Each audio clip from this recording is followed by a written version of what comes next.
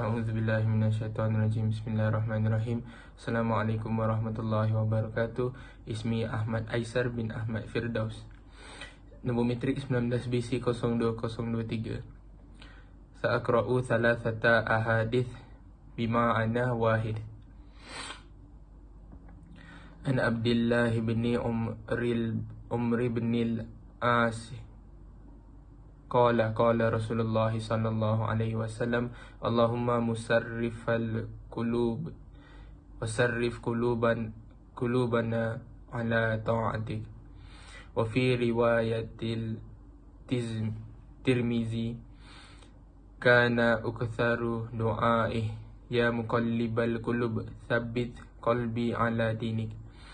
Wa fi riwayati Ibni Majah, wa kana Rasulullah sallallahu alaihi wasallam yaqulu ya muthabbital qulubi tsabbit qulubana ala dinika.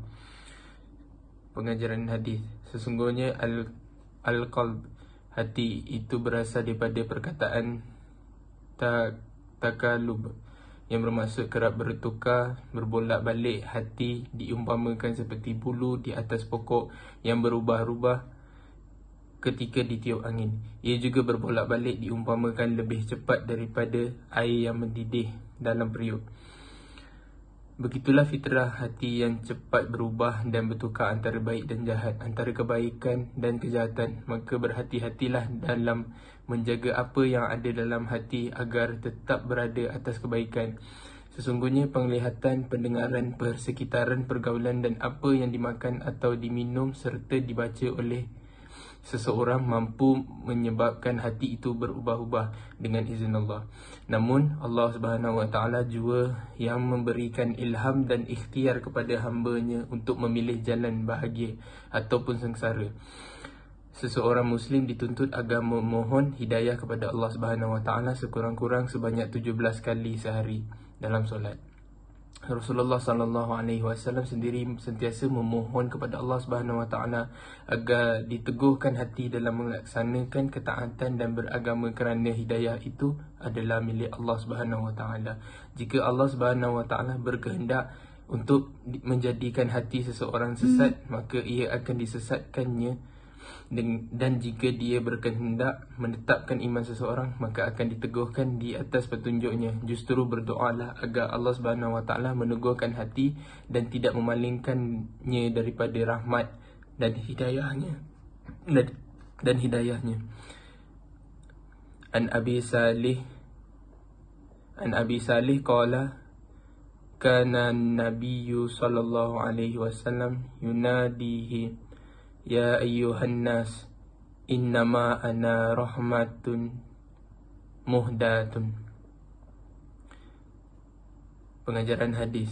Allah Subhanahu wa taala telah mengutuskan Nabi Muhammad sallallahu alaihi wasallam sebagai pembawa rahmat ke seluruh alam, sebagaimana firman-Nya dalam surah Al-Anbiya ayat 107. Alam bermaksud seluruh makhluk ciptaan Allah Subhanahu wa taala. Dinamakan sebagai alam kerana ia adalah alamat atau tanda kewujudan, keagungan dan kekuasaan Allah Subhanahu wa taala, Tuhan sekalian alam. Rahmat adalah kasih sayang. Nabi sallallahu alaihi wasallam diutuskan semata-mata untuk membawa risalah ketauhidan, iaitu dengan mengeluarkan manusia daripada lembah penghambaan sesama manusia kepada semata-mata menyembah Allah Subhanahu wa taala, Tuhan yang Esa. Risalah tauhid ini disampaikan dengan penuh rahmat melalui jalan dakwah, iaitu mengajak manusia beriman kepada Allah Subhanahu wa taala. Tatkala manusia itu beriman, maka alam pun akan mendapat manfaat di atas keimanan tersebut. Itulah rahmat dan hadiah yang besar daripada Allah Subhanahu wa taala ke seluruh alam. Rahmat yang dibawa oleh Nabi sallallahu alaihi wasallam mengatasi segala pemikiran dan sepadan berpandukan wahyu dan hidayah Allah Subhanahu wa taala. Bukan mengikut hawa nafsu dan logik akal, hanya dengan wahyu dan petunjuk Allah Subhanahu wa taala sahajalah yang akan membawa manusia kepada jalan kebenaran dan kejayaan. Oleh itu, setiap muslim hendaklah beramal dengan sunnah sebagaimana yang telah ditunjukkan oleh Nabi sallallahu alaihi wasallam, para sahabat baginda dan para salafus soleh yang telah mendapat petunjuk daripada Allah Subhanahu wa taala. an Thawbana qala Rasulullah sallallahu alaihi wasallam afdalu dinarin yunfikuhu ar-rajulu dinarun yunfikuhu ala iyalihi wa dinarun yunfikuhu ar-rajulu ala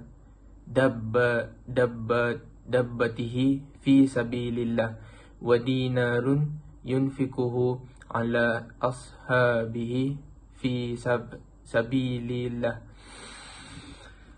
Pengajaran hadis.